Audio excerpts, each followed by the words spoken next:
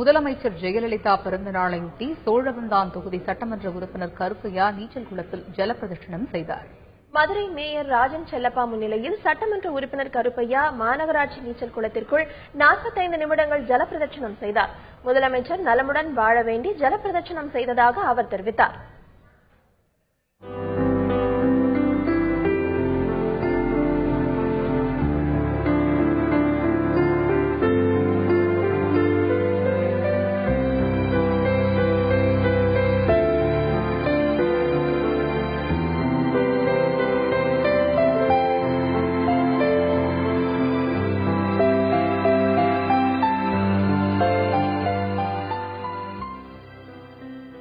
மாண்புமிகு அம்மா அவர்கள் பிறந்த நாள் மட்டுமே இது போன்ற ஒரு